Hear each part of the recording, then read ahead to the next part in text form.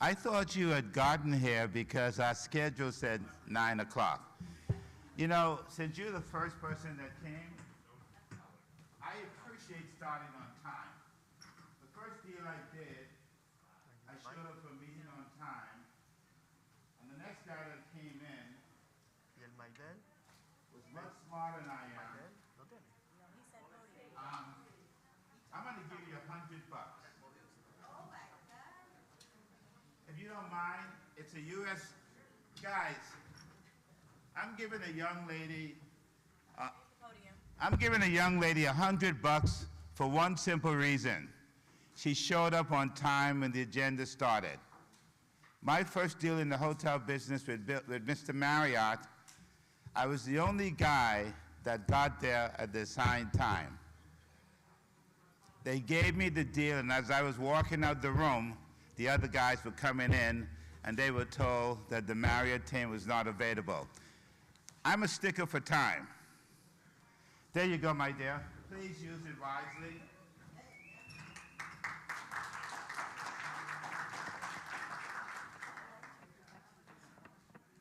You want to give it the scholarship fund? Where's Sean? Sean? Fine, Sean. The lady's going to donate to the scholarship fund. Oh, there he is. Thank you very much for that. It is extremely interested when other people care about your future and you don't. The National Association of African American Hotel Owners, the International Multicultural Heritage Tourism Network, the Bahamas Diaspora Summit. Can you hear me if I walk away from the mic? No. No, okay, I'll stay here. Are all committed with one goal in mind, and that is how do we get a piece of the action? This morning we're going to talk about tourism. For the last 3 days, we talked about hotel ownership. The tally so far that we've done in deals is almost $157 million in the last 3 days, trying to put together, thank you. The one thing I should have mentioned is Evans Charles opened a new hotel. He hired Donahoe, the president of Donahoe, you heard earlier if you were here, is an African-American gentleman. And then he hired a black general manager to run his hotel. Let me tell you why that's so significant. It is significant because at the end of the day, when you own something, when you control something, you can make the decision. Otherwise, you're just begging. I want our students to be the next generation of leaders. I applaud the, excuse me, I thought I'd turn this off. Let me just turn this off for a second. I applaud the professors, Professor Riggs. Thank you, Morgan State, for coming out. And all the folks that, give a hand. And all the folks that have worked with our young, emerging leaders. We have an opportunity, in spite of the obstacles, in spite of what you read in the media, we have an opportunity to be great, not just good, but great. You've got to make a decision that you can do everything you can to stay ahead. Everything you can. In the hotel business, I have a strategy. I go to bed at 1 or 2 o'clock in the morning. I get up at 7. In the first hour, I read all my emails that came in overnight, or I didn't read the day before, and I respond to them. And I get an early start in my day, because I know somewhere along the line I'm going to have an opportunity. And I would be silly not to take advantage of it, or not be ready. I got a call one day from our embassy, and they said we had a problem. And I said, what is the problem? And they said, the Prime Minister is arriving in an hour, and he wants to go to a business, but they have some requirements. I said, what is the requirement? They said he had to have a professional interior designer to get in. So I said, without any hesitation, I'll take care of it. And I hung up. And I said to my assistant, what will you do? And she said, I don't know. So if anybody's ever been around security, how do you stop 11 Secret Service agents with weapons, a state police car with no siren from going into any place? And I said to my assistant, call the general manager or the owner of that facility. And when he got him on the phone, I said, I'm bringing, I didn't ask, I'm bringing the Prime Minister to visit with you. And he said, oh my God, we've got to get ready. Everybody in the embassy thought I had done some magic trick. The magic trick I had is being ready, being supportive of yourself and your ideas, understanding there's no limitations, and not asking for permission, but it's okay to beg for forgiveness. From that one item, I became the confidant of that Prime Minister because he told me afterwards nobody in his office could figure it out. And so today, I want you to look at this opportunity. I want you to look at multicultural tourism, because when I started many years ago studying multicultural tourism, Greater Miami was in a crisis. That crisis was Mr. Nelson Mandela invitation to the city of Miami was withdrawn because he went to visit his friend in Cuba to thank him for the support while he was in jail. And a group of attorneys and business people decide it was a slap and affront to the black people of Miami-Dade County, and so they called for a tourism boycott. And as a young man, I said, I want to get involved. Let's take it all over the country. They said, no. The only guy I know that's in the tourism industry become our advisor, which I did. Without most people knowing, we had him go around the country talking about how important it was. And at the end of the day, I was hired by many cities and countries to help them understand multicultural tourism. That was an opportunity. Was I prepared? Yes, because I read up on everything. Yes, because I knew the power of the dollars. Yes, because I knew timing and there was a void. Same thing as we started NABHOOD. So today, we're going to spend some time understanding how to take advantage of tourism, as Sheila does in Philadelphia, where we spread it out. Everybody can benefit. Tourism is probably the only business where a guy gets off an airplane or a boat. He needs everything. He needs food, he needs shelter, he needs transportation, he needs entertainment. A lot of things that he needs. Experience, I said. You said experience. I'm glad she said that. In multicultural tourism, you think of the experiences that you can give people. How many of you own a bus? No one, right? One person? You said how many of us? A bus. A transportation bus that transport people around. Own a bus. Nobody. How many of you own a tour company?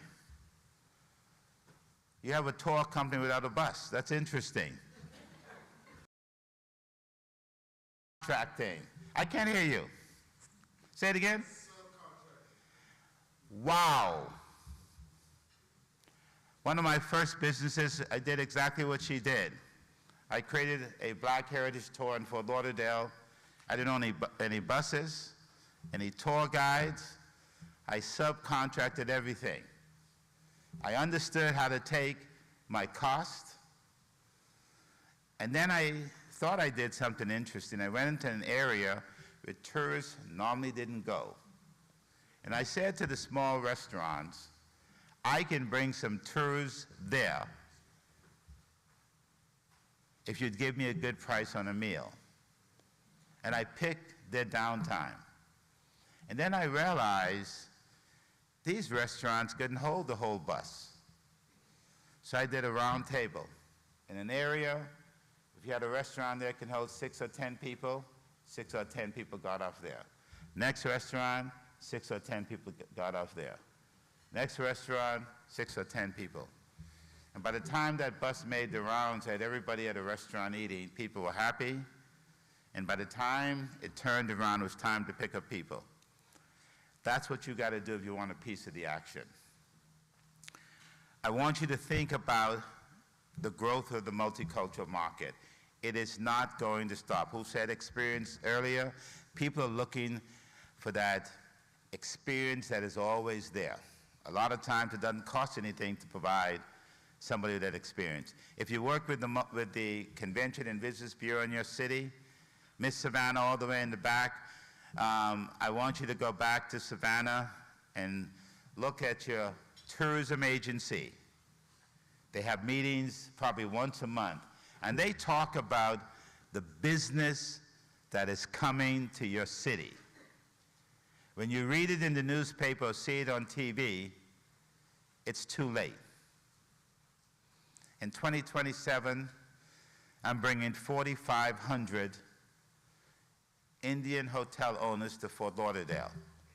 It's 2025 now. We're planning. We haven't advertised anything except internally.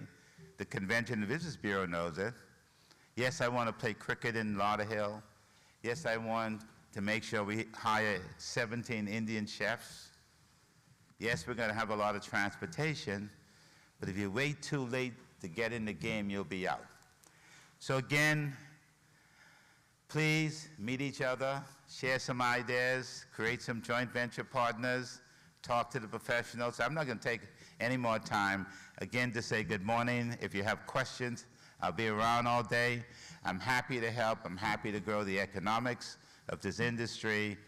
So again, please enjoy the day, and I turn it back over to PJ. PJ? Thank you.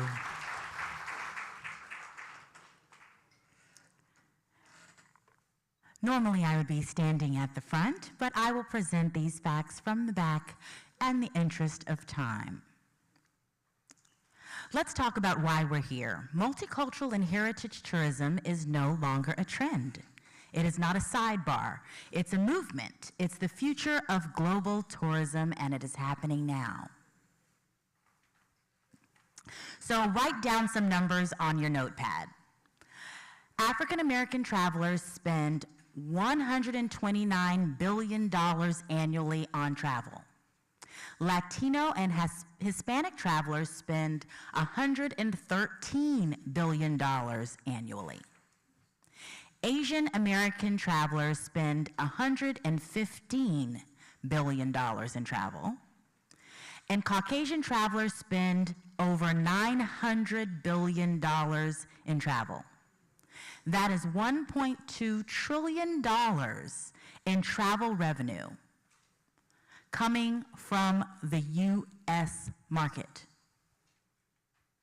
And multicultural travelers are a driving force behind that. But it's not about money, it's not about influence, it's about culture. It's about belonging, and it's about opportunity. And this summit, the 12th Annual International Multicultural and Heritage Tourism Summit, is helping you to tap into that opportunity. Whether you're a planner, a destination management organization, a CVB, a hotelier, a tour operator, a meeting planner, or travel advisor, or a student, or an entrepreneur wondering what your next business venture is, you are in the right place. Positioning multicultural tourism for purpose, profit, and partnership. Over today and yesterday and all week, we really will focus on gaining better tools to better market your destinations, package multicultural experiences, maybe use tech tools like Cvent or Travify or TravelJoy, leverage AI, artificial intelligence, to grow your visibility, and walk away with some real strategies for branding, sales, and telling the story.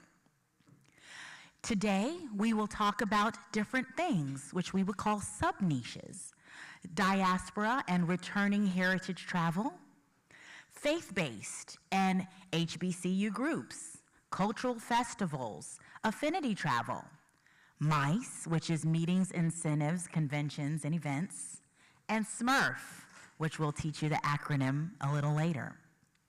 Today you'll hear from some of the brightest minds in this industry, and we are all here to help you grow your business, make a greater impact locally, regionally, and globally. So I encourage you all to network. You will be surprised, no matter how big or small the audience, what you can glean. Take notes and ask bold questions. Make big moves, because the world is ready for the story. People buy your product or service not because of how wonderful it is. A sweater is on sale everywhere. It's the story, right? So make sure those stories include who you are and your culture and your heritage. So everyone, welcome to the 12th Annual International Multicultural and Heritage Tourism Summit. Put your hands together. And let's make this our best year yet. At this time, I'd like you to pay attention to your screen. I'm going to introduce Ms. Laura Mandala. She is the head of Mandala Research, and she will provide the data that we will be utilizing throughout today to really dissect how we can increase our profitability following our purpose with travel. Ladies and gentlemen, Ms. Laura Mandala. Thank you so much, PJ. I'm delighted to be here for the 12th year of the summit. I am very honored to have been a part of the summit from the very beginning. And I'd like to use this opportunity to tell you where we've come from and the unfortunate place where we now find ourselves. And PJ, do let me know if my volume is okay. Are we doing? You're great. All right, wonderful.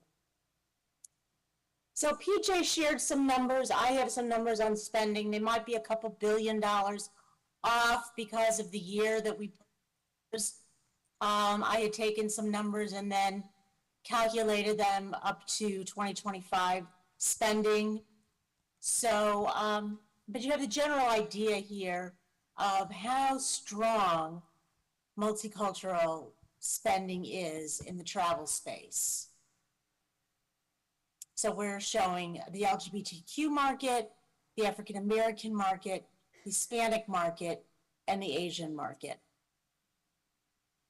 But I have to tell you that we didn't always have data on multicultural tourism. It's all very anecdotal. We knew that these travelers were traveling. Hotels would report them in their hotel room counts to SDR. But we didn't know as an industry who was traveling, with whom were they traveling, how much were they spending. Well, in 2009, Mandala Research undertook the first national study of African American travelers to try to size this market. Because once we know the value of a market, we can then set in motion the marketing, the investment, and all of those elements that we'll pay attention to and focus on the further growth and development of that market. So in 2009, our study came out, and at that time, we looked at only the leisure market, and it was estimated at that time at $48 billion in spending. Now, just for fun, really, I looked at the Google searches at that time, and before 2009, you do not see many Google searches on African American travel. It wasn't a thing. You know, people knew it was happening, but it wasn't a category. Developing separate marketing and communications campaigns for, in rare occasions, yes, depending on the destination or the product. Most cases, no. And I was working with a major hotel company at the time to help support the study, and they said, you know what, even if we found out this was a valuable market, we don't have the marketing dollars to do anything differently. That we have to approach this market with the marketing dollars we have, and we don't have the dollars to do separate photo shoots, separate advertisements. It's just going to be general market, and we'll fit in African Americans where we can. Major brand, everyone. That was in 2009. Well, I think we all know how dramatically things changed in 2020 with the murder of George Floyd. Suddenly, pockets were opening, jobs were appearing, opportunities were being made available. So the industry then started to act seriously. But after 2009, you can see with the Google searches, there was a lot of buzz around African American travelers. Oh, they do spend money. They do enjoy all that we have to offer, because these are travelers that do want to have the culinary experience, the cultural experience, the entertainment experience. So they're doing a lot when they're traveling. So data, and I want you to remember this, if we have students in the room, I want you to remember that data to support the point you're trying to make is always going to put you in a better place for leverage.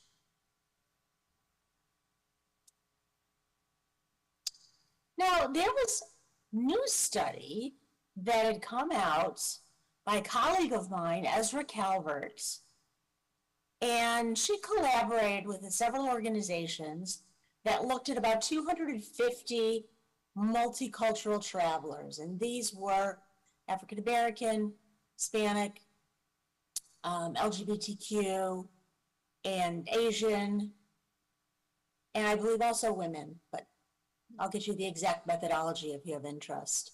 And they did a very qualitative look at these travelers. They used AI to analyze sentiment, and, you know, very nice approach, very interesting. It kind of adds another layer of understanding to multicultural travel. And this is very important, because I think what comes out of this is summarizing what we really need to think about to synthesize all the learnings that we have. So 86% of these multicultural travelers share core emotional needs and values.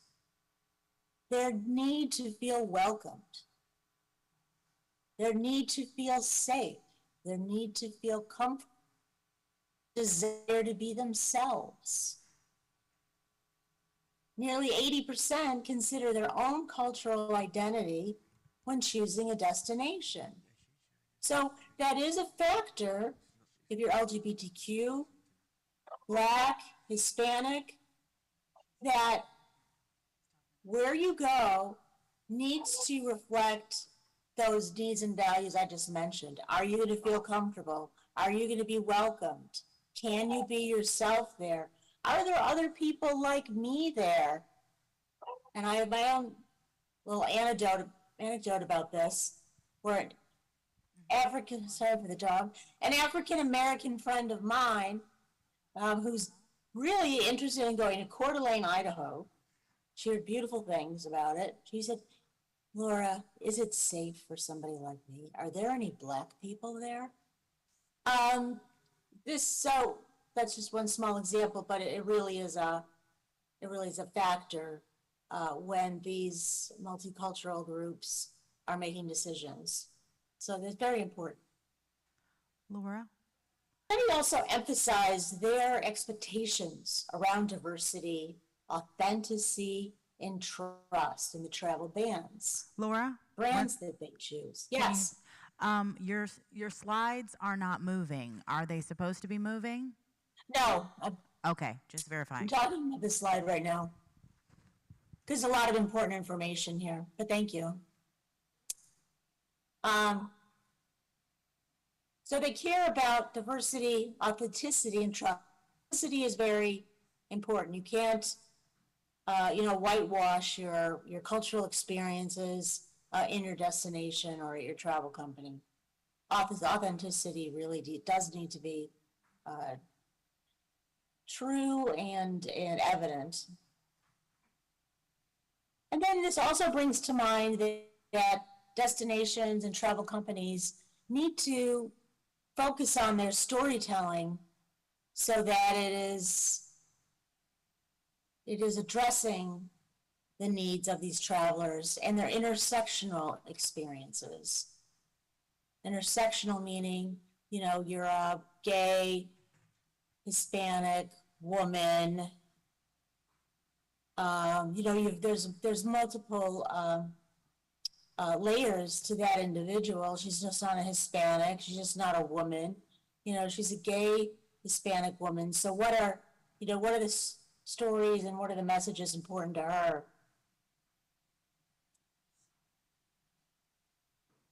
And other segments that are emerging now are the diaspora and heritage tourism. And this refers to diaspora as it relates to heritage. So we're seeing a lot more of African Americans wanting to go to Africa, the Caribbean, and vice versa, that people want to visit the diaspora to where their people came from and understand the roots of their heritage.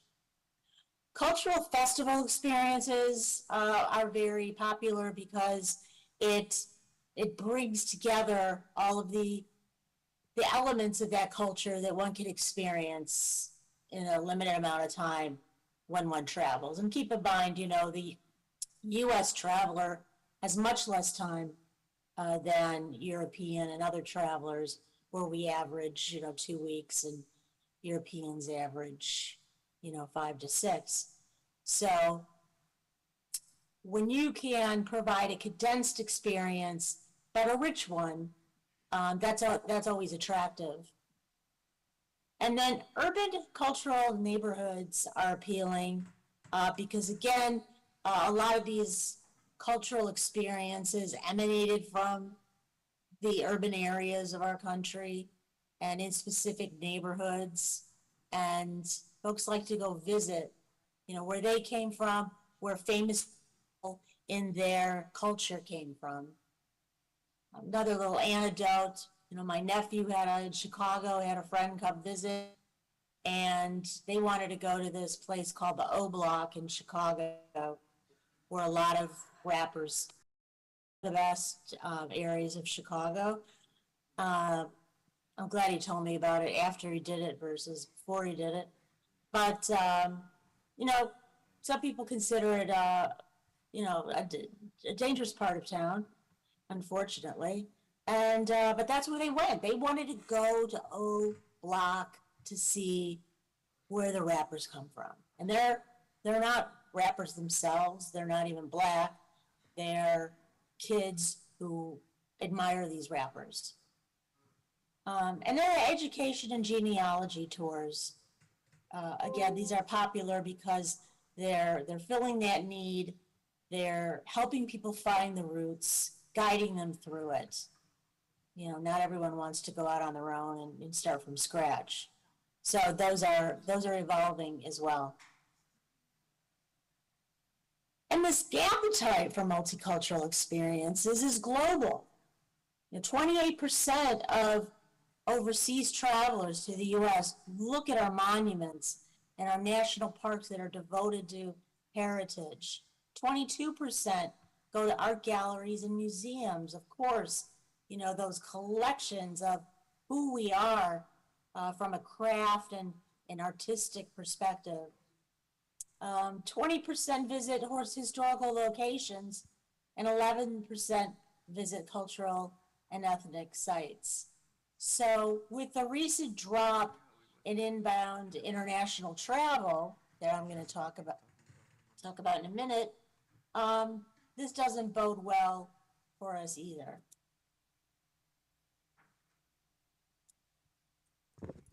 Are your slides supposed to be moving now, Laura? Yes. Are they moving? No, ma'am.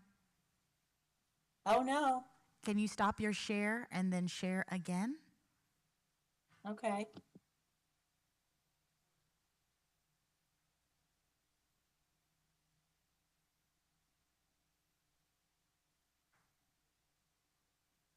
It didn't, okay. Now reshare and make sure you hit the share button a second time. Second time, okay.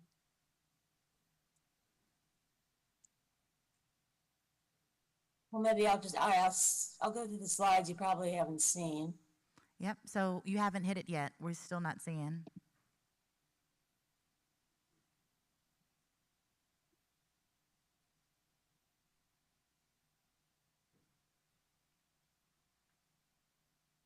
So once you hit share, you select the slide, and then in the bottom right corner, hit the blue share again for the correct screen.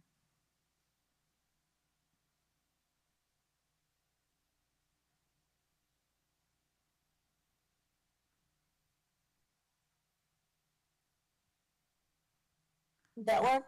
Yes, we're seeing 37 million at the top, Okay. and now we're seeing Martin Luther King.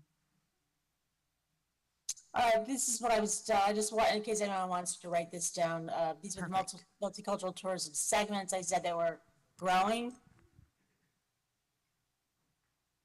Provide the slides too, if necessary. And here's where I was talking about the international app for our cultural and multicultural experiences.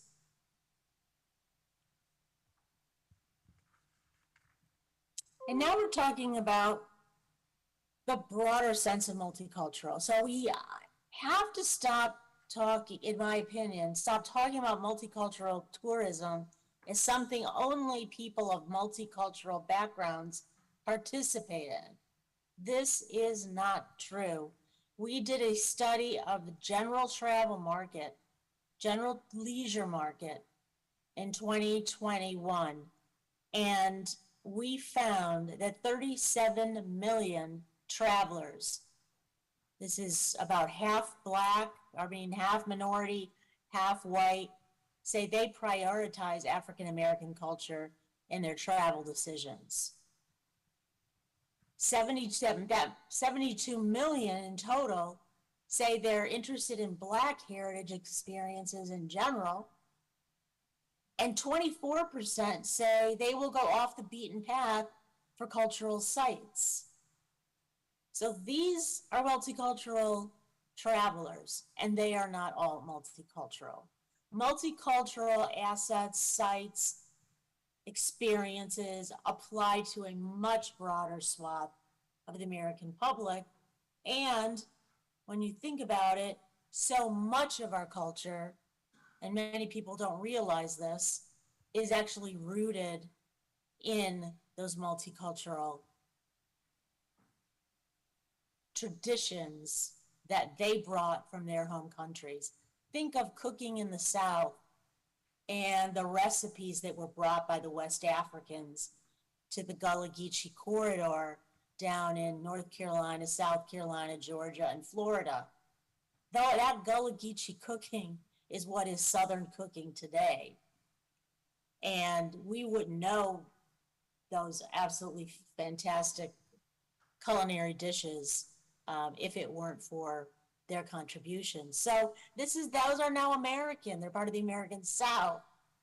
But we don't have to call them multicultural because they really have shaped the fabric of this country. And I told you when I first started, there's bad news. We made so much progress. So I took you from, we had data, we got people excited about it, we saw growth in it, and then we're now experiencing, due to a variety of factors, an international visitor decline. And international visitors are critical to all aspects of this industry because they stay twice as long, sometimes longer, and spend 3 times as much as a domestic traveler. It has pretty much decimated retail shopping programs. The big retail firms, Macy's, Macerich, had programs devoted to international and domestic tourists because the Chinese would fly in, buy $10,000 worth of Michael Kors bags and Coach bags, buy suitcases, fill them up, and take them home. That's not happening anymore. So a 7% drop in overseas visitor spending is expected this year. It's expected we'll have $22 billion loss in tourism revenue overall. Key markets affected are all those destinations that serve Canadians. We saw Canadian visitation decline 38% by car, 24% by air between May 2024 and May 2025. Germany, 28% drop in visitors. Spain, 25% decrease. Colombia, 33% reduction. And one of the other acts of the administration that are affecting multicultural tourism is that nationally funded multicultural tourism. And funding is everything from preserving a statue, a sculpture, an old schoolhouse, to educational campaigns and tourism campaigns. And I was personally involved in one of those with the Gullah Geechee, where we did the research on the Gullah Geechee community across 4 states. We determined there was a $34 billion tourism opportunity there if it were developed. We then developed a tourism alliance, bringing everybody in tourism together from Wilmington, North Carolina to Jacksonville and St. Augustine, Florida. You did that for 2 years, giving seminars on how to start your business, how to market to tourism, connecting CVBs with Gullah Geechee creators and culture keepers. And that money was cut because it came from the National Park Service and it was earmarked for the Gullah Geechee. Obviously, what the administration considers a DEI-related effort. Well, this effort was devoted to making this culture sustainable and keeping people in sustainable jobs so that they can contribute to the cultural tourism in their communities and make a living. So the whole process was sustainable. The program's already cut in 2025. 56 state humanities councils lost federal grants. Again, these are the kinds of organizations that fund multicultural tourism and things related to it. The Challenge America grants, they eliminated support for underserved communities. Museum education programs were defunded, and multicultural heritage projects terminated as no longer serving U.S. interests. And this really is where education comes in, and educating all elected officials at the highest levels that multicultural heritage projects are very much in the interest of the United States because they are the fabric of the United States. And someone needs to make that argument and make that clear. One other example, Boston Museum of African American Art lost a tremendous amount of money as well. Well, here I am showing you 250, and I know that Gloria and Saul, Herbert definitely want to, I'm sure they're planning to talk about this at another session, but I'm mentioning it here, and full disclosure, I am on the advisory board.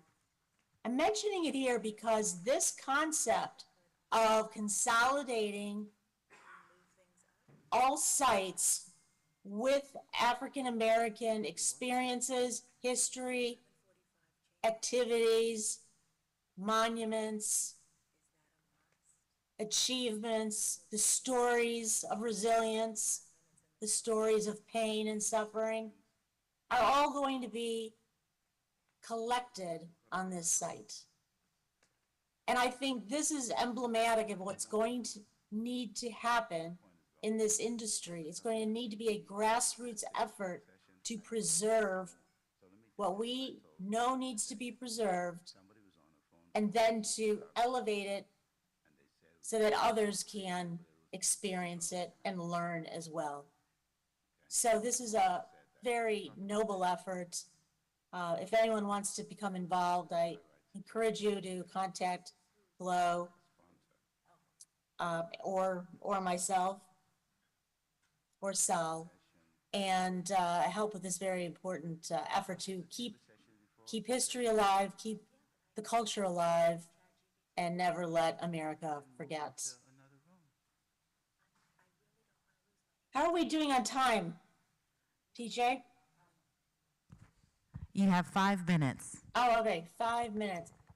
I just now want to run through, because the most data available is on the African American market. So that's why we present a lot of that data.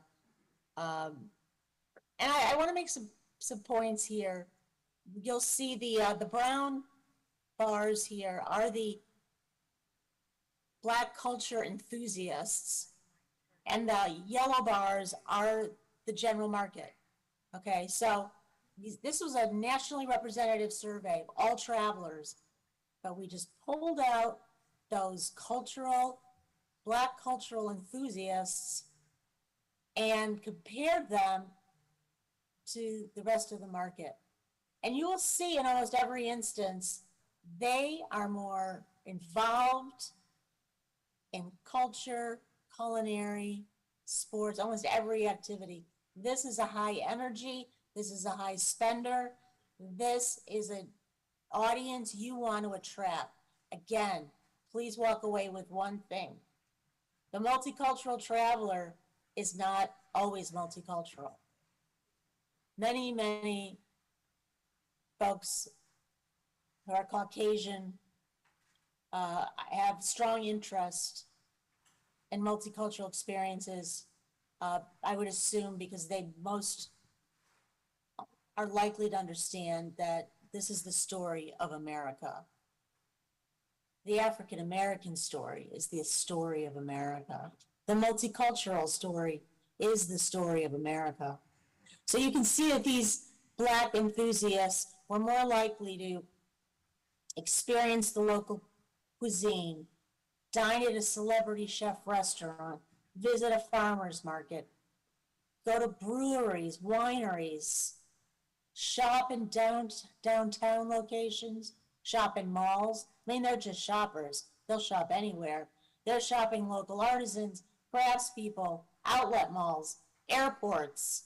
So your destination, this is an audience you want. And you're not going to find them by, again, just marketing to what you think is a multicultural audience. You're going to have to talk about your multicultural assets to a much broader audience and attract those who who want to come and see and explore pieces of America that they haven't been exposed to yet.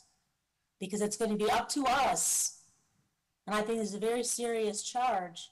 It is going to be up to us to keep this alive and not change names and call it something else. This is multicultural tourism, the fabric of America.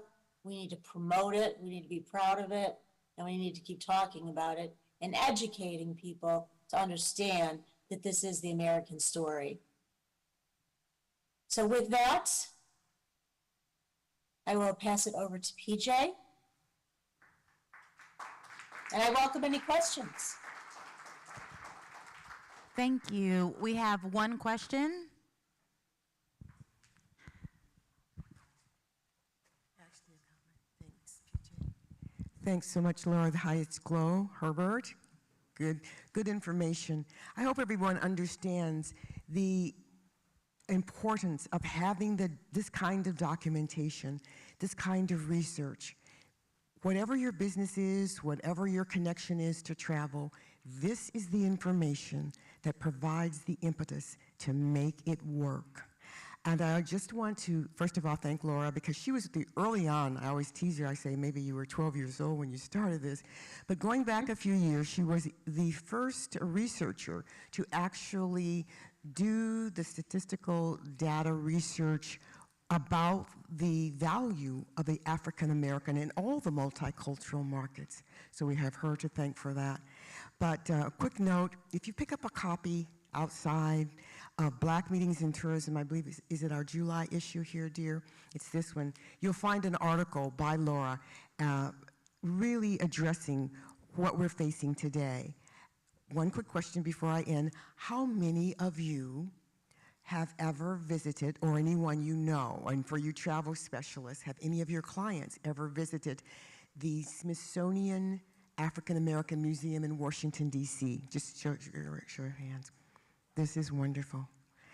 Do you know that during the first 2 years of that museum's existence, they had a waiting list, and over 50% of those individuals or groups who were waiting to come into that museum, over 50% were from out of the country. So when Laura references the international market, this is major.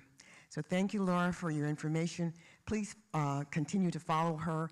And as she said, we'll be soon rolling out this concept called Black America, Travel Black America 250, where you'll be able to learn where to send your clients, where to go yourself, and enjoy a cultural experience like no other. Thank you.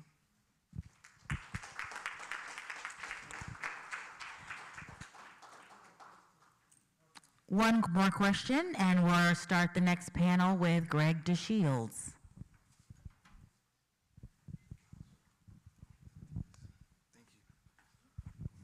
Thank you, Ms. Laura. My name is Donnell Peak. I'm a student at Florida International University here in Miami. And my question is, could you explain how important when it comes to the statistics and analyzing tourism and hospitality, and how as students we can apply that to our career? Well, it's going to depend on what area of tourism you want to go into. Do you know where you want to go at this point? Yes, mine is in major events and entertainment. Okay. So let's say you want to, you're courting a big talent, right, on the entertainment side. You want them to come to the city, but the talent's going to cost a lot of money.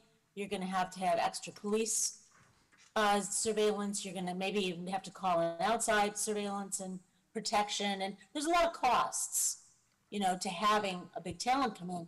But you need to demonstrate to your stakeholders and your management that it is also a tremendous benefit to the city.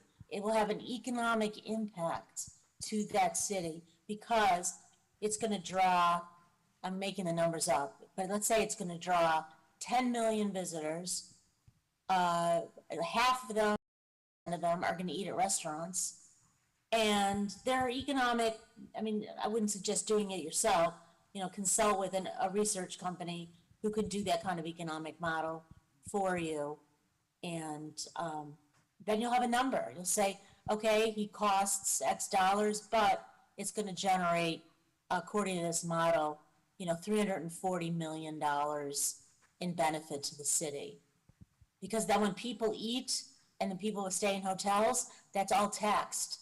There's a bed tax, there's restaurant tax, that all goes into the city coffers. They fill up their gas tanks, they eat at the convenience stores, they do shopping at the local malls. I mean, bringing people into your city for a big entertainment show has, that trickle-down economic impact.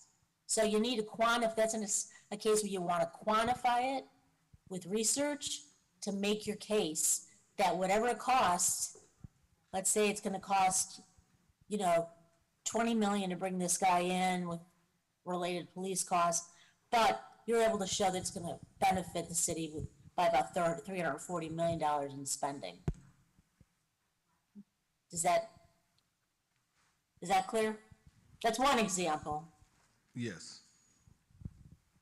Happy to provide you with others if you want to get in touch with me. There's my contact information. Thank you.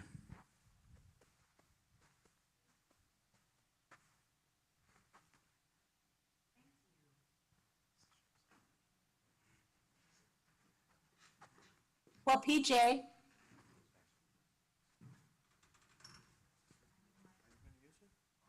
Where's our PJ? Sorry, we're moving mics. Thank you, Laura. That was very informative. Everybody, please give Laura Mandala a round of applause. And that was a comprehensive review on the performance and growth of the multicultural and heritage tourism industry. We appreciate you so much, Laura, for taking your time out to share this data with us. My pleasure. I would love, can I stay on and watch Greg? Yep, and I will send you the link. Okay. So it'll be off of Zoom, but I'm going to send you the link because we're streaming on YouTube right now. All right. Well, feel free to get in touch, folks. All right. Thank you so much. Bye-bye. All right. Thank you. Our next panel is an executive tourism forum, a discussion on marketing tourism and the impact of the destination. Leading Destinations will provide updates on where the industry and organizations are headed for 2026 and beyond. Our moderator is Mr. Gregory DeShields of Tourism Diversity Matters. Our panelists, Solomon Herbert, publisher and editor-in-chief, Black Meetings in Tourism Magazine. Connie Kennard, Vice President of Multicultural Sales and Development from the Greater Miami Convention and Visitors Bureau. Jamil Rochester, Director of Tourism for Anguilla Tourist Board, and Sheila Alexander Reed, Executive Director of PHL Diversity. Please welcome Mr. Greg DeShields to the stage.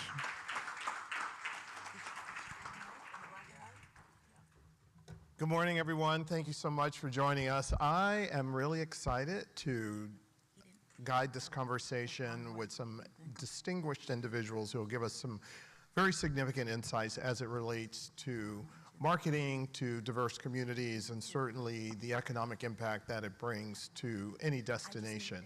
And I would say from all the perspectives that you're going to hear from each individual who will speak today, I think it's important to understand that diverse communities continue to contribute economic value to each one of their destinations when they are able to expand and bring in a variety of different customers to experience all that they have to offer.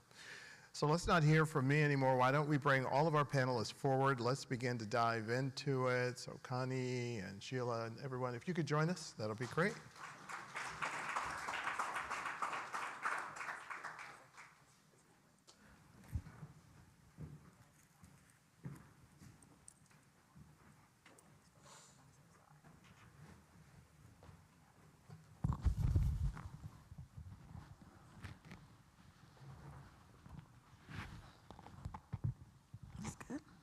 All right, we need one more chair. Actually, you know what? I'll work from the podium, and Herb, you can sit right here.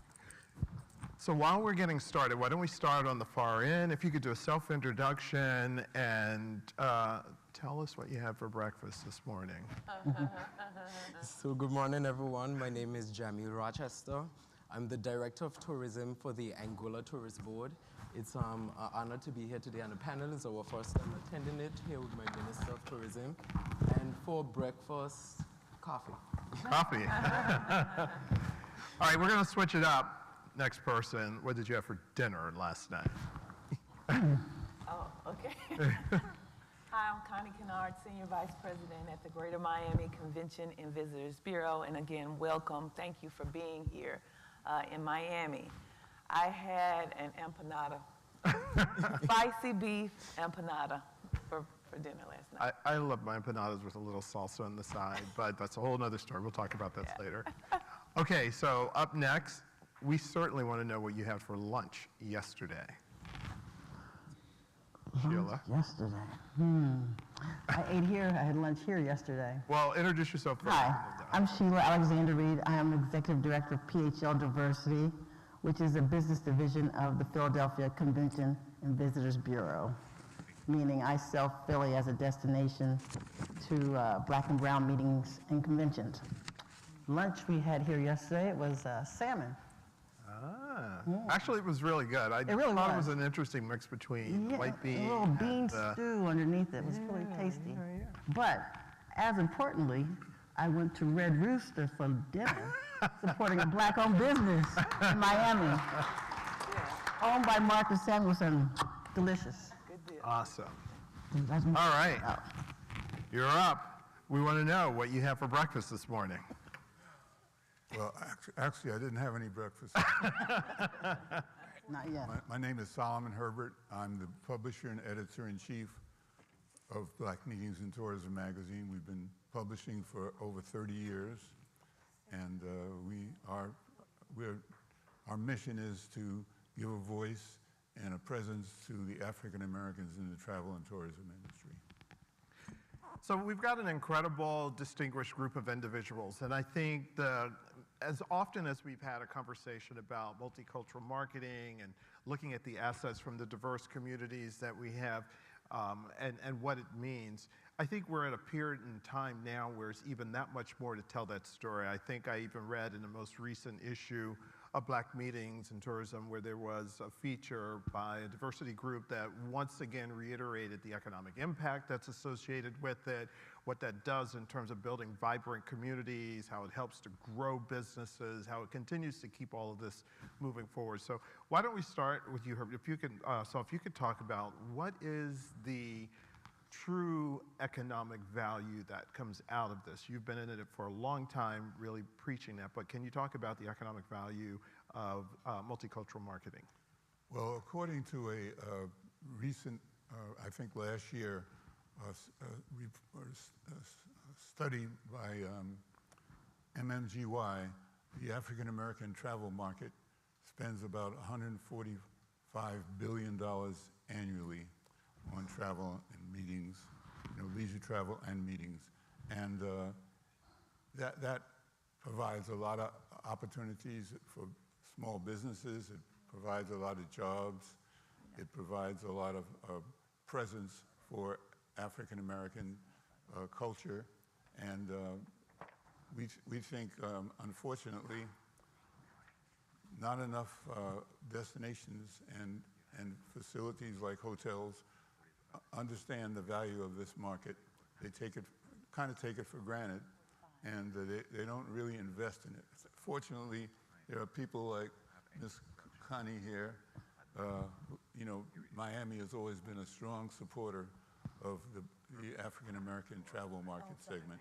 So they are been longtime supporters of Black Meetings and Tourism magazine, and they just make it a point to make sure that they support us.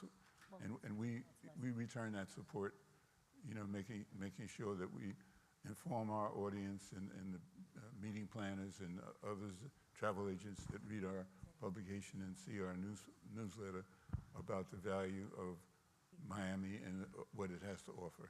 Well, and I really want to emphasize, for those individuals who are in the audience about, constantly picking up copies of Black Meetings and Tourism, because it does help to put into perspective the efforts that are happening both domestically and internationally to continue to move forward multicultural tourism and speak about it from an economic impact and a value perspective. So that $145 billion is a great way to launch, I guess, as we go down to talk about the economic value. So Sheila, can you talk about some of the economic impact that is associated with the markets that you represent in Philadelphia?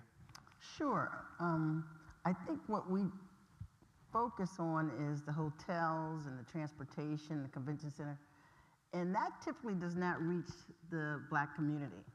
So I focus on bringing people first into the city for meetings and conferences, but also making sure that they get beyond Center City, which is downtown Philadelphia.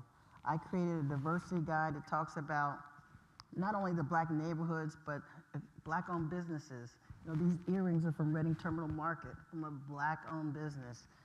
People want to know where they can go get a haircut. People want to know where they can shop. And these are things that are usually not in downtown. And there's a problem when you're trying to bring people to a city that is 51% Black, and the Black people will say, well, what's it got to do with us? We're not going to benefit from it. So the goal is to not just bring people to a city, but make sure that city benefits. So when a Black meeting or convention is coming, or Divine Nine, Black MBA, somebody like that, you want to make sure that you connect with a nonprofit so that there's a legacy when that conference leaves. You don't want to just come and spend the money downtown. You want to make sure that there's connection with some students or with some nonprofit youth. And so therefore, you're not only spending the money in the community, but you're also leaving a legacy that you've been there. That's an economic impact that continues year after year. I know, historically speaking, since the beginning of what was the Multicultural Affairs Congress, which is now PHL Diversity, there's been well over $1.5 or $1.7 billion of economic impact that you bring. But to really emphasize the significance of that, I mean, that is providing jobs, that's providing people's ability to pay taxes, it allows people to send their kids to college. You know, it makes a huge difference. It's not just the money that you bring to the community, but it's what it does to those people who are in the community.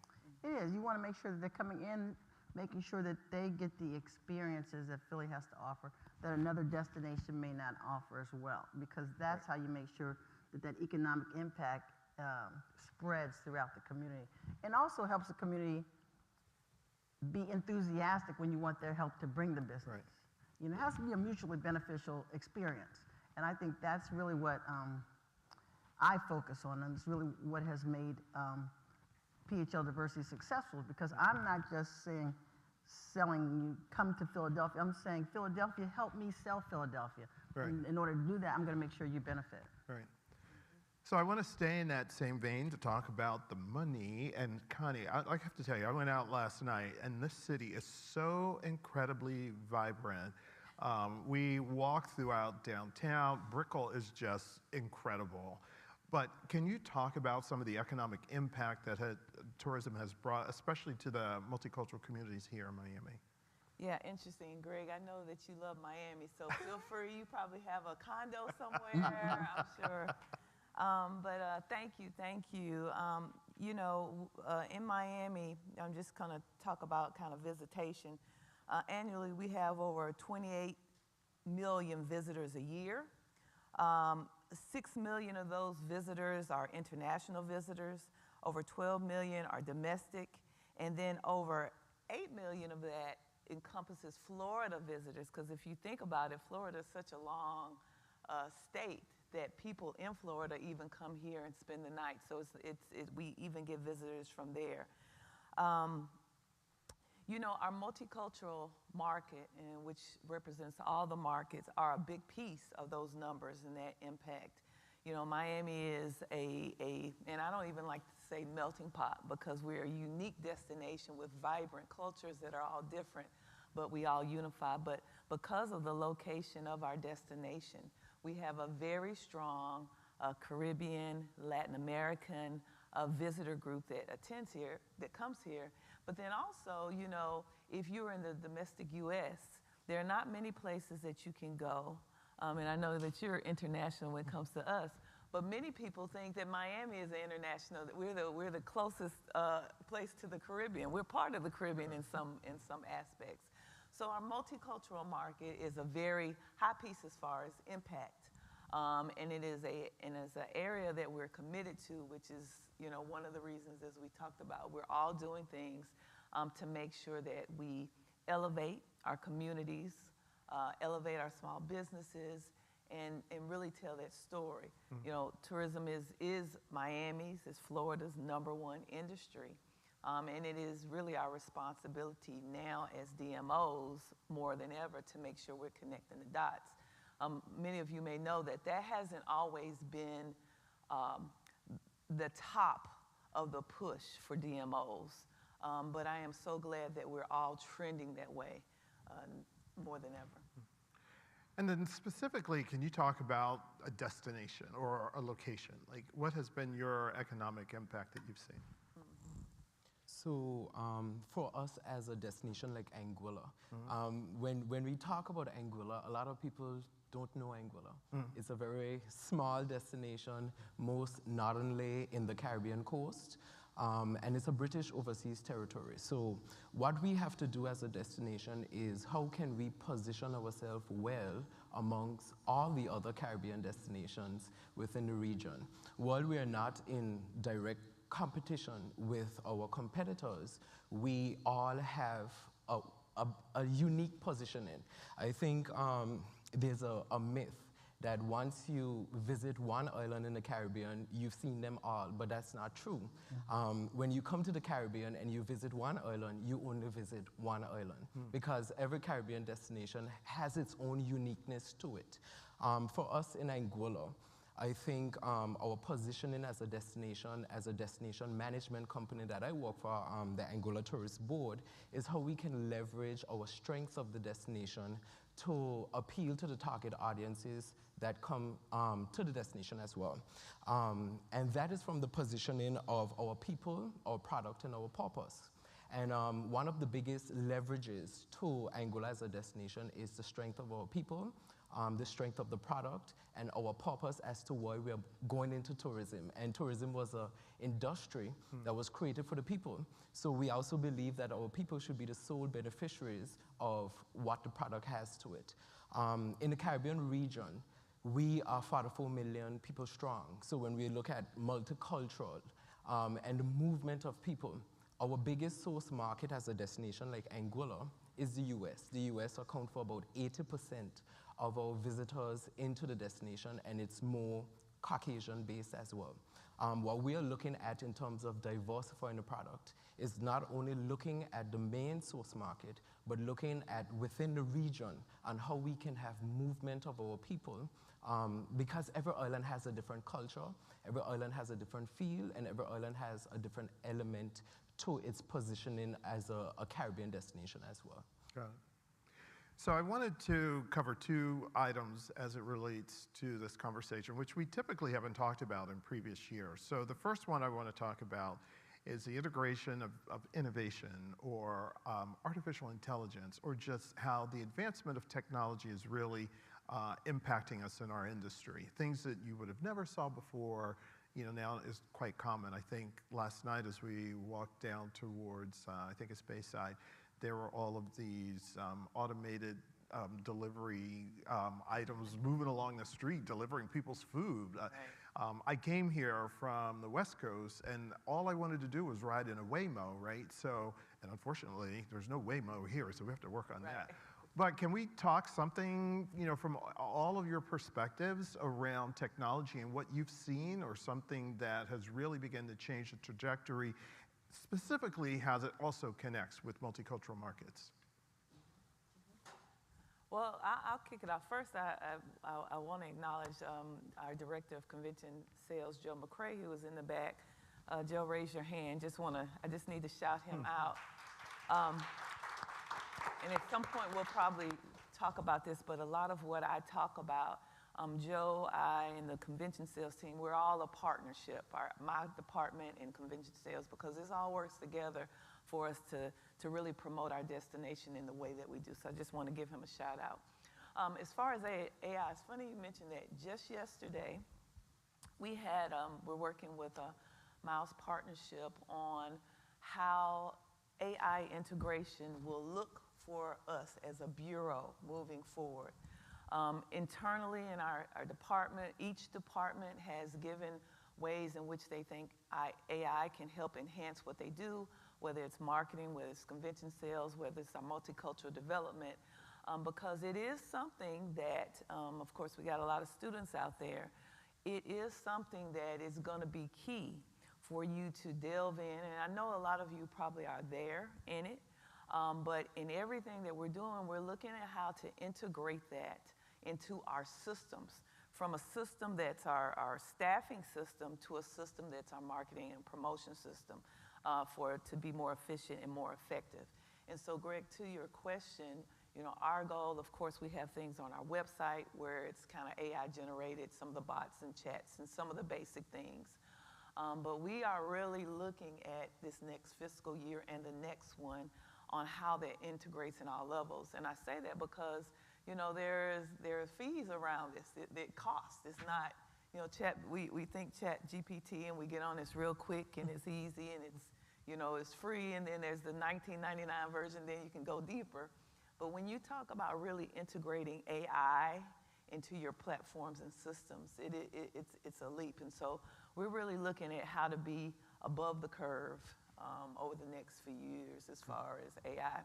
The other piece I would say, and one of my questions to the consultant that we talked to yesterday in going through this, how do we as destinations keep our authenticity when it comes to creating content through AI?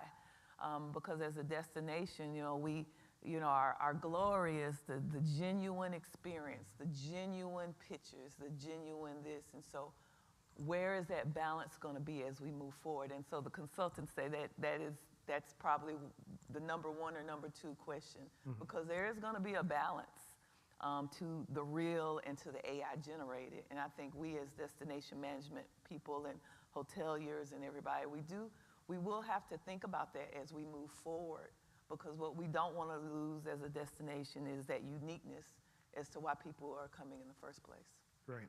And I think what's really important is that integration of artificial intelligence or innovation in general should not eliminate or limit the participation, the engagement of the multicultural market. And that's really what I wanted to you know, drive home, because for so long the concern was the coding that would be developed for any of the innovation that might be established may not take into account some of the cultural nuances that you pay very much a close attention to in delivering the personal service.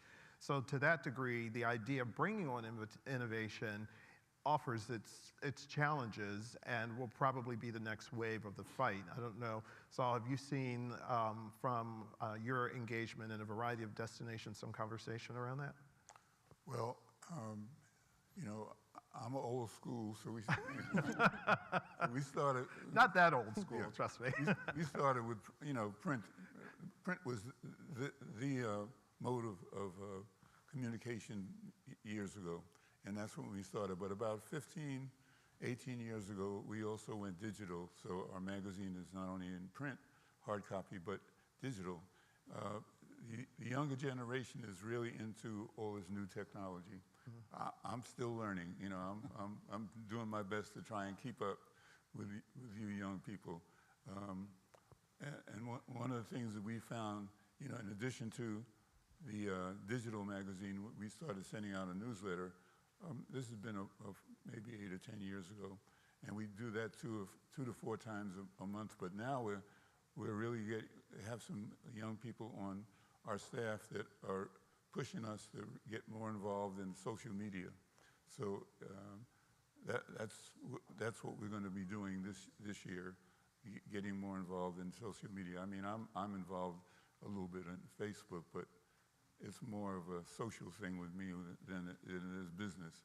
But my young staff are telling me, you know, you're missing the boat if you don't really use social media to promote your business and to get your content out there. So we're in a transition mode right now, and hopefully this year, with some of the new people we have on board, we will get more up to date with the younger generation. Well, there's certainly still some remaining copies of this month's issue if you like old school where you want to read it, but of course, visiting digital online. I do want to switch to another question because I think it would be a mistake to not have a conversation about our current administration backlash on issues of DEI. And I know that all of you have had that woven into the historical and probably to the most recent format of how you did the work that you do. So can you, without becoming involved in an overly political or complicated conversation, can you at a high level give us a sense of how your organization is continuing to do the work that it used to do in light of the fact that there is a bit of a backlash? And why don't we start back down on this end, even though you're not here? We want to hear what your experience has been. I would say as a destination, we had some challenges, but as always, you always come up with solutions in this industry on how to overcome challenges. With Anguilla being a destination that not only receive passengers or the movement of people from the US, we also have to balance the movement of people through our other source markets. Our source markets being the UK, Canada, Latin America, the US, and Italy, where we have representation in all of these source markets. And some of the challenges, especially with the movement of people through the US from those other source markets were, there was some hesitation in the market as it relates to the movement of people coming through the US to transit into the Caribbean. As we know, majority of our flights comes through the US. So what we had to do is re-strategize and figure out ways on how we can move our people from the source markets who are quite a bit hesitant of coming through America, but getting them directly to the Caribbean and to the islands. Access development is always one of those ways where we have to be very vast and very quick in as a destination. So we're always having conversations with airlines. We are always having conversations with the travel and trade to get an understanding of where people are at the moment in terms of consumer behavior, consumer movement, and what they would expect or what they need in order to visit the destination. So what we have been doing recently is forging partnerships with our airlines and neighboring islands on how we can move people around who have these, who are hesitant about moving through different source markets because of the political climate and what is happening now politically. So what we're seeing now is our Brits, they are taking direct routes into the Caribbean. We're seeing Canadians also taking direct travels into the Caribbean, and we're seeing a lot of persons from the Latin America and Italy source markets are looking at how to get directly to the Caribbean and not have to transit to different hubs. So I think one of the things in access development that is happening now is we're seeing persons are looking for more direct flights into the different source markets rather than having to do the transit route, which is a bit of a drawback because when we're looking at certain source markets like the UK and Canada and South America, Latin America, they have more disposable vacation time. So what they do when they're traveling, they package experiences. So when they're coming to the Caribbean, they usually would spend some time in the US. So for some of them, their stay time in the destination from the UK and those places would be a week and more, sometimes up to 3 weeks. So when they are packaging their vacation experiences, you realize they will spend maybe a week in the US, a week in another Caribbean destination, and then a week in our destination as Anguilla. But now with some of the challenges and them not wanting to transit, you're seeing them finding different ways on how they're gonna spend and plan out their vacation within the region and outside of contentious areas. So we're always trying to... Are you in a position to pick up additional nights if that's the case? I mean, to draw more economic value for your destination, or? For sure. So we're seeing that there are opening in the gap when it comes to visitor stay And that is, of course, causing that ripple effect on the economy because visitor spend now is going up. Right. You're going to see them saying they like the off the beaten path experiences, so they want to eat, sleep, breathe like a local. So with them having more time in a destination, they're doing more and they're spending more in the destination as well. So while there are some drawbacks to it, we are also seeing a lot of opportunities and potential for the destination, especially when it comes to packaging island hopping within the Caribbean region. So for example, Anguilla is strategically north of another territory called Saint Martin, which is a French and Dutch territory. We are also strategically close to Saint Bart's. So what we're doing is island hopping and how we are packaging experiences in the Caribbean region for visitors to move easy. So with Saint Martin being just a 25-minute boat ride, you're seeing passengers spending a week in Saint Martin, a week in Anguilla, a week in Saint Bart's, a few days in each island, so everyone get the value and the economic impact from the movement within the region as well. Wow, very creative. Let me jump in there. All right, I did want to come to you because, right. I mean, listen, you're PHL diversity, I'm getting ready right? to tell So we you know how you got a lot to we do say, something right? You're on, go ahead. Well, similar to that, you know, Philadelphia is, you know, an hour and a half away from New York. Right. It's situated not far from Boston, not far from Baltimore, not far from D.C. So we have part of our, I'll say, basic company focuses on global tourism, not just national tourism. And they have salespeople in Europe, China, the Caribbean, everywhere, making sure that we get, you know, global tourists. And what we do is we, much like he just said, we situate ourselves as one of many stops on the East Coast. We are, you know, situated just within 2 hours of almost any other destination. And I think on the East Coast. And so I think that is one of the sales tips that we use to send people out. And also there's a big push to, speaking of the 250th anniversary, on history. You know, democracy was founded in Philadelphia. So we have a lot of European and Indian tourists coming from around the world to check out Philadelphia and the rest of the East Coast in 2026. Another attraction that's bringing people from around the world is the World Cup. You know, we're one of the cities that's going to have the World Cup. And, you know, we get people coming to Philadelphia for like a Beyonce concert. I mean, you talk about economic impact. That concert will bring people 1 or 2 days before and 1 or 2 days after. And not just from the U.S., but from around the world. So these are sort of things that you have to make sure that you're always promoting because, you know, Philadelphia is more than Liberty Bell and cheesesteaks. Right. So it allows you, despite the circumstances of the administration, to double down on a lot of the assets that you have, the proximity that you have, and obviously with some of the big annual celebrations coming forward. And selling that as a destination. Right. I didn't get to chime in on the AI, but we too are also looking at AI across all our platforms to see how we can use one particular program or format and make sure that we are continuously making sure our message is not influenced by bias, making sure our message is still true and authentic to Philadelphia. And really that's based on the information that you put in. That's what you're going to get out. So we're also working on that. I wanted to say, Connie, we're in the same boat there. And I think also the fact that Philadelphia being, you know, the heart of democracy has got a lot of people focused on that in 2026.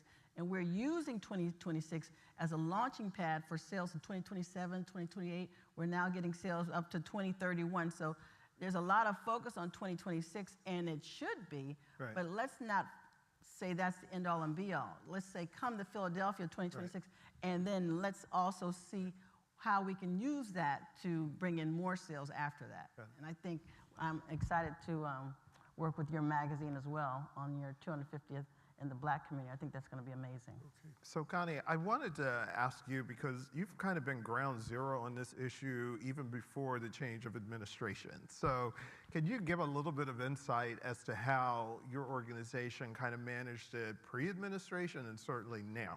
Yeah. You know, we've taken the position of really just doing the work. So part of it is that, you know, when it's already kind of, and I'm not trying to toot our horns by any means. It's just depending on where you are in this whole phase of where we are. We have been doing a lot of this work organically over time, and so it's embedded in a lot of things. There are some DMOs or hotels or entities that it's a newer push, right? So then it becomes a little bit, maybe seems like it might get dismantled a little bit easier because it's newer. Ours has been embedded. So part of our goal is just to continue to do the work.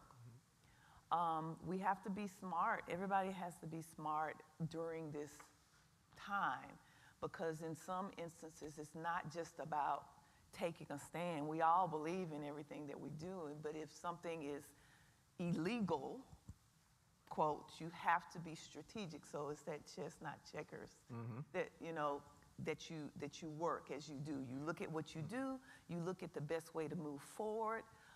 Sometimes you have to move under the radar. Sometimes you can move forward as you are. I think that we have to pay attention, and so that's what we have done. We have continued. We haven't pulled back on any of our programs in the multicultural space, any of the promotion that we do. We hone in on the fact that we are multicultural, right? So it is inclusive of several cultures and backgrounds. I think that that's something that we have done and have, you know, dived in on, because some of this is about being so specific in one specific thing. Well, you can still be specific, but be broad as well. So again, for us, our strategy is we're doing the work, we're staying on the grind, we're paying attention, being proactive, you know, looking ahead and saying, okay, this could possibly happen. Let's go ahead and do this. So that there are no halts. That's the thing. Because we're in this phase, and we've got to maneuver through it. And what you don't want is you maneuver through it. You don't want anybody to halt. Right. So that's our... So I know we're running close on our time, and I wanted to kind of save the best for last, because you have seen this from long before even some of these organizations began, or certainly at the birth of a lot of these organizations. So can you give us some insight from Black Meetings and Tourism Magazine about where we were and where we are, and what does that even look like maybe as we go forward? Well, definitely, I see the importance in DEI and inclusivity. You know, Connie, as I mentioned before, has been very supportive. But if you go on the website for Miami CVB, you see people who look like us. I mean, you see the broad spectrum of folks that represent all aspects of the marketplace. People like Elliot Ferguson is another one. If you go on his website, you see us. You see people of every ethnic background. It's so important, and because if you don't have people on staff that resonate with the community and understand the community and represent the community, then a lot of times the other folks there, and I'm not talking about just Caucasians or, you know, just in general, they don't understand, you know, how to reach the market. Like, for instance, I'm sure you've all seen ads that don't have any Black folks in there or people of color, and yet they're trying to get your business. Well, you know, if they want your business, they need to show you in their advertisements and in their marketing materials. So it's very, very important. And we have some, and again, Miami is a perfect example, because David Whitaker, who is a Caucasian, but he is very, very sensitive and very in tune with the market. When he was in, I think it was Toronto. Toronto or Chicago. Yeah, he even in Toronto reached out to us and made sure that he was doing business with us. And when he left, and this is not trying to say anything negative about Toronto, but when he left, that consciousness left, and Toronto has not done it. You know, I don't know how many years ago that was he left there, but they haven't done any business with us since then. And I'm not saying that that's the only measure of somebody's connection to the African-American market is doing business with black meetings and tourism, but it's an indication that there's not a strong, you know, they don't necessarily understand or value the market as much as they should. So I think the DEI and inclusivity is so important. And the destinations that we know where there's a diversity are the ones that really make sure that not just black meetings and tourism, but their local businesses, their local entities that are multicultural owned are part of the you know, benefit from the tourism coming into their destinations. This is so important because there's so many places where that doesn't happen, where the business is directed towards the general market and you know, businesses and not African American or other people of color. So it's very important. Right. So you've heard a great deal of insight, and I want to, you know, just maybe do a quick recap. It's important to know that at the end of the day, when we talk about multicultural markets, there is economic value that contributes to any of the destinations, and it ultimately helps to increase the quality of life for everyone who lives there. So it always starts at the top. We talk about, as we look at the spend that we have from all the diverse markets, what does that do to the destination and what does it do to the citizens who live in that? I think we've also been able to take into account that it's important with the integration of innovation and technology and artificial intelligence that there's new ways that we're going to be doing business, and that we have to be creative and we have to look at nuances of ways to expand our capability by using the tools that are now made available to us that may in some ways make us more efficient, make us even that much more likely to impact our customer, but not leave behind the authenticity that we need in order to sell this particular market, because so often when innovation comes into play, there are communities that get left behind. I think also it's important to talk about the fact that we are in probably one of the most unusual times that we've been in. But it's important, and I've heard repeatedly in some of the remarks from individuals who have talked at the NABHOOD conference, it is about heads and beds and seats and butts. And we're not doing brain surgery, but we do create value for all of those communities. So we have to do what we do best. And in this particular climate, you've heard across all of our panelists that they are looking at unique ways. And it's not about stopping tourism. It's just about ways of how tourism has to adjust now like it's always adjusted in the past. But for organizations that continue to maintain a commitment to it, it offers them a growth of business opportunities.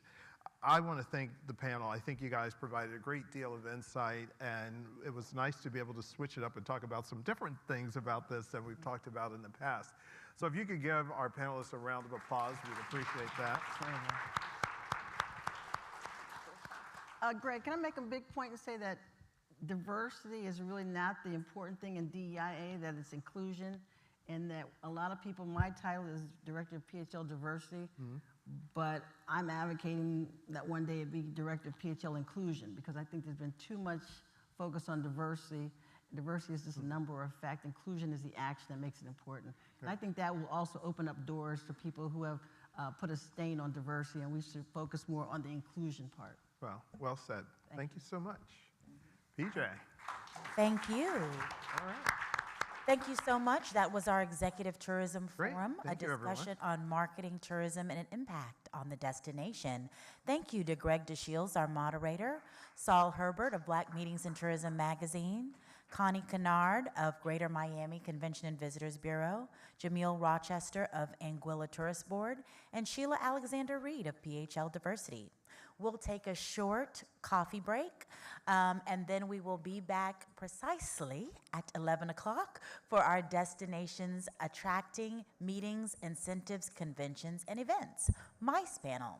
For those speakers, Mr. Bronner, Bullock, Showell, Gay, and Mullings, if you could please come back to the AV stand to get mic'd for our session. Thank you.